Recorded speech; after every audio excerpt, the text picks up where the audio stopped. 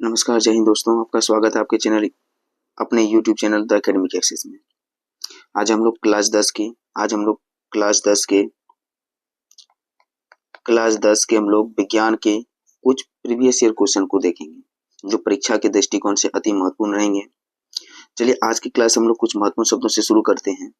लिखा गया है कि विनर वो होता है जो बार बार हारने के बाद भी एक और बार प्रयास करता है, उसी को विनर कहा जाता है। अगर एक बार हमें हार का सामना करना पड़े और हम अपने आप को भूल जाएं, अपने आप को तोड़ दें, तो उसे विनर नहीं कहा जाता, उसे इंसान नहीं कहा जाता। इंसान की खासियत होती है कि हारो तो भी आप प्रयास करते रहो, आपको विनर बनना है, आपको जीतने का काम करना है। चलिए दोस्तों, आज हम लोग शुरू करते हैं आज का क्लास को। आज हम लोग क्लास 10 का विज्ञान के प्रीवियस ईयर क्वेश्चन को देखेंगे जो 2022 में पूछा गया था। चलिए आज का हम लोग का पहला क्वेश्चन देखते हैं। पहला क्वेश्चन दिया गया है कि उत्तल दर्पण द्वारा प्रतिबिंब सदैव कैसा होता है। उत्तल दर्पण द्वारा बना प्रतिबिंब सदैव कैसा होता है। हमको पता है कि उत्तल दर्पण और अवतल दर्पण के बारे में, उत्तल दर्पण और अवतल दर्पण के बारे में जानते हैं कि गोलीय दर्पण को देखा गया कि दर्पण को दो भागों में बांट पड़ते हैं हम लोग, समतल दर्पण और गोलीय दर्पण। जब गोलीय दर्पण को देखा गया तो दो भाग में बांटा गया, एक को पढ़े हम लोग अवतल दर्पण और एक पढ़े उत्तल दर्पण। तो इसी में देखा गया कि उत्तल दर्पण द्वारा बना प्रतिबिंब कैसा होगा, सदैव उल्टा होगा, वास्तविक होगा, आवर्धित होगा या सीधा होगा। तो उत्तल दर्पण द्वारा बना प्रतिबिंब हमेशा सीधा होता है। चलिए धन्यवाद। अगला क्वेश्चन हमारे सामने है कि गोलीय दर्पण का फोकसांतर उसकी वक्रता त्रिज्या से कितनी गुनी होती है। फोकसांतर मतलब होता है फोकस बिंदु। हमको फोकस बिंदु जानना है कि गोलीय दर्पण का फोकस बिंदु उसकी वक्रता त्रिज्या से कितनी गुना होता है। 2 गुना होता है, आधा होता है, 4 गुना होता है या इनमें से कोई नहीं। हम जानते हैं कि किसी भी गोलीय दर्पण का अगर फोकस की बात करते हैं, फोकस से उसका 2 गुना क्या होता है, वक्रता त्रिज्या होता है। तो वक्रता त्रिज्या होता है तो फोकस वक्रता त्रिज्या की कितनी होगी, आधी होगी। वक्रता त्रिज्या कितनी होगी, आधी होगी। चलिए नेक्स्ट क्वेश्चन की ओर चलते हैं।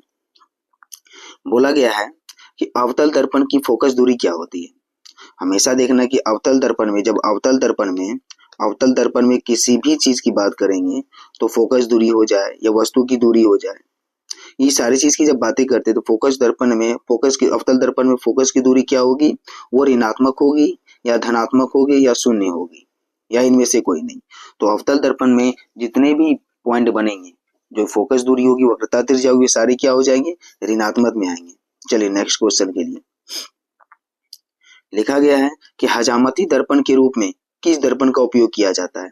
हजामती दर्पण के लिए किस दर्पण का उपयोग किया जाता है। हजामती मतलब होता है सैलून में हम लोग बाल कटाने के लिए जाते हैं।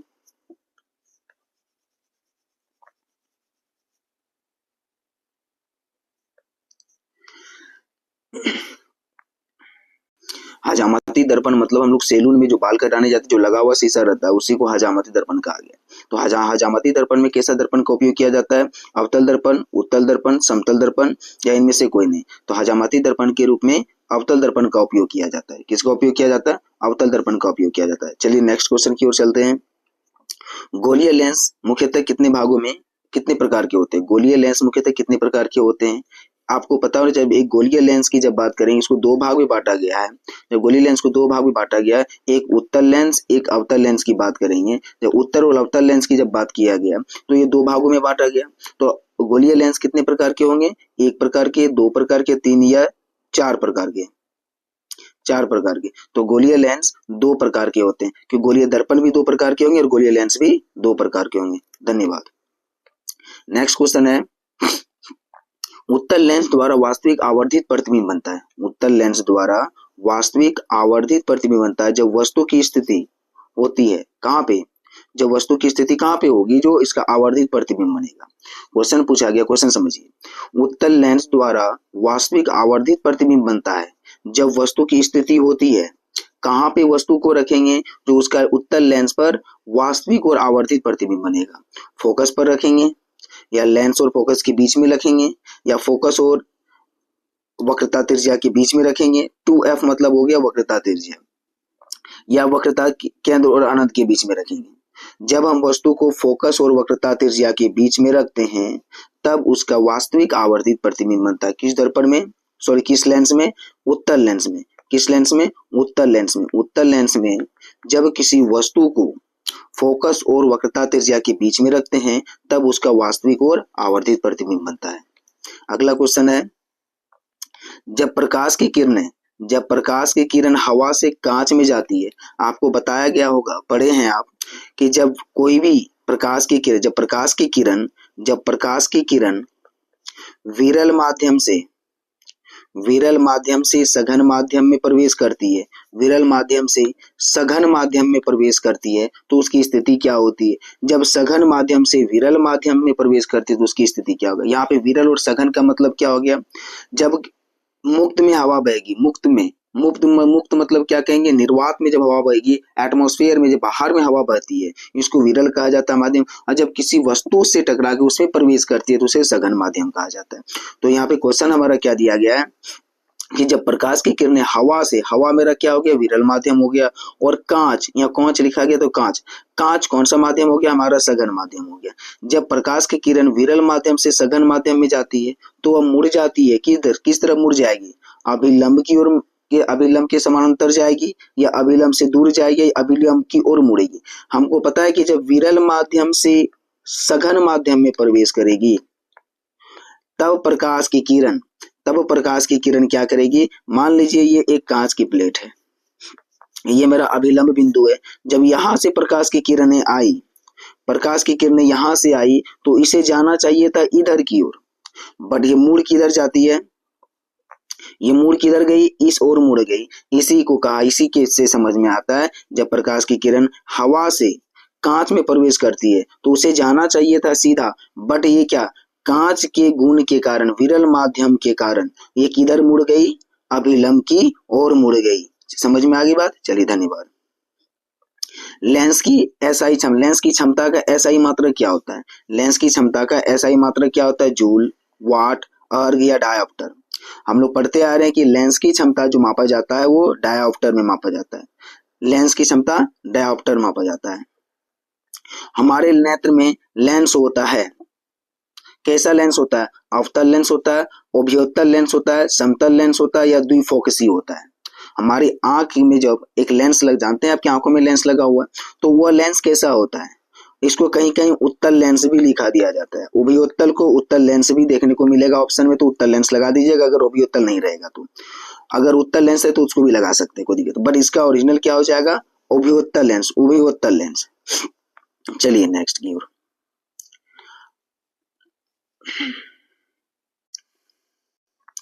आंख के लेंस की वक्रता त्रिज्या को नियंत्रित करती है। आंख के लेंस की वक्रता त्रिज्या को कौन नियंत्रित करती है, पुतली करती है, दृष्टिपटल करती है, पक्षांबी मांसपेशियां या परितारिका। पुतली का काम होता है उसे प्रकाश को एब्जॉर्ब करने का काम करता है, दृष्टिपटल क्या, उसे पलक की जब बात करते हैं, पर पक्षांबी मांसपेशियां, उस मांसपेशियों के कारण क्या होती है, हमारी वक्रता त्रिज्या नियंत्रित होती है।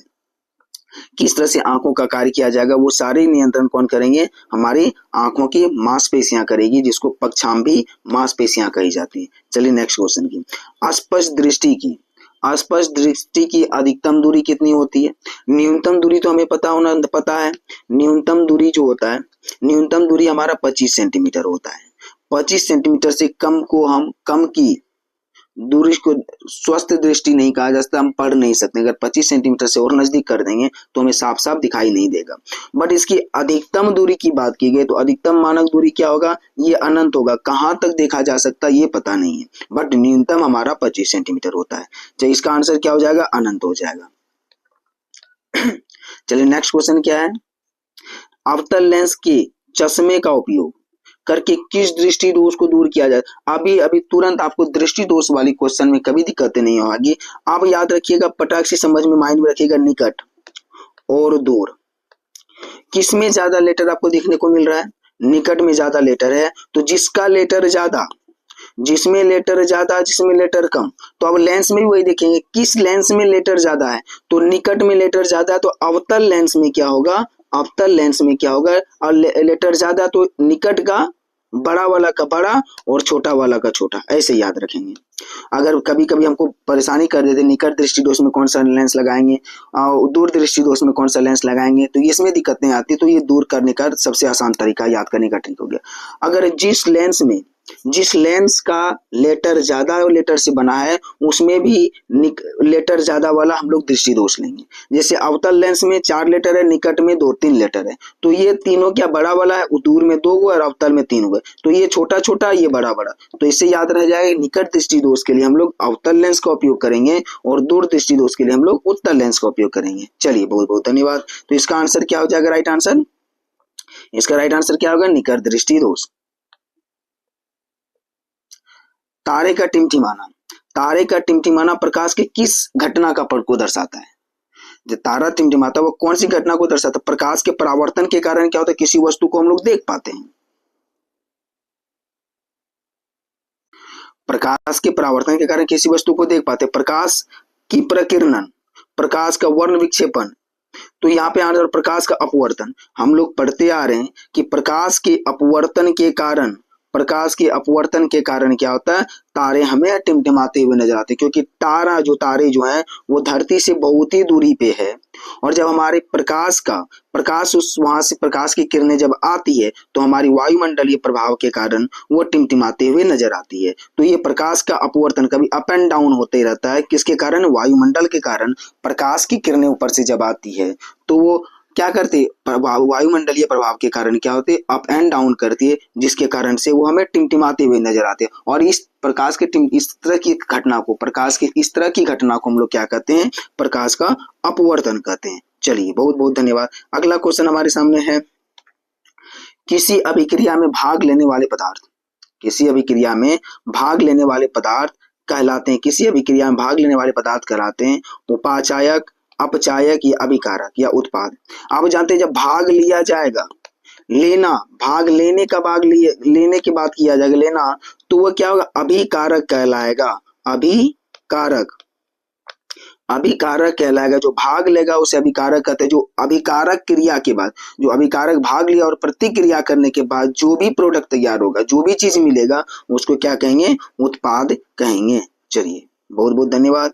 अगला एक समीकरण है, क्या समीकरण CaCO, उष्मा CaO प्लस CO2 किस प्रकार की अभिक्रिया है? जब CaCO को उष्मा और CaO को कार्बन डाइऑक्साइड के साथ रिएक्शन करने के बाद क्या प्राप्त? चलिए दोस्तों, क्या दिया हुआ क्वेश्चन हमारा? समीकरण CaO मतलब कैल्शियम कार्बोनेट, कैल्शियम कार्बोनेट का पर उष्मा जब पड़ता है, उष्मा पड़ने के बाद कैल्शियम ऑक्साइड और कार्बन डाइऑक्साइड किस प्रकार की अभिक्रिया है? ये जो अभिक्रिया है कैल्शियम कार्बोनेट पर उष्मा और CO calcium oxide plus CO2 जो कार्बन डाइऑक्साइड है, किस प्रकार की अभिक्रिया होगी? संयोजन अभिक्रिया, वियोजन अभिक्रिया, विस्थापन अभिक्रिया या इनमें से कोई नहीं। जब कैल्शियम कार्बोनेट पर जब उष्मा पड़ता है, जब हीट प्रोवाइड करते हैं, हीट देने के बाद वह 2 भागों में विभक्त हो जाती है, एक बनाती कैल्शियम का ऑक्साइड बना लेती है और एक बना देता कार्बन का डाइऑक्साइड बनाती है। तो ये क्या एक दूसरे से अलग हो रहे हैं ना, विभाजन हो रहा, तो इसको वियोजन अभिक्रिया कहा जाता है। संयोजन मतलब समाहित होना। चलिए दोस्तों, यहाँ तो समझ में आ गया कि समीकरण को कौन वियोजन समीकरण कहते हैं, इसको क्या वियोजन अभिक्रिया कहते हैं। चलिए आगे की क्वेश्चन हम लोग अगले एपिसोड में देखेंगे। चलिए धन्यवाद सर, बहुत बहुत आपका स्वागत है आपके YouTube channel the academic access में। जय हिंद दोस्तों।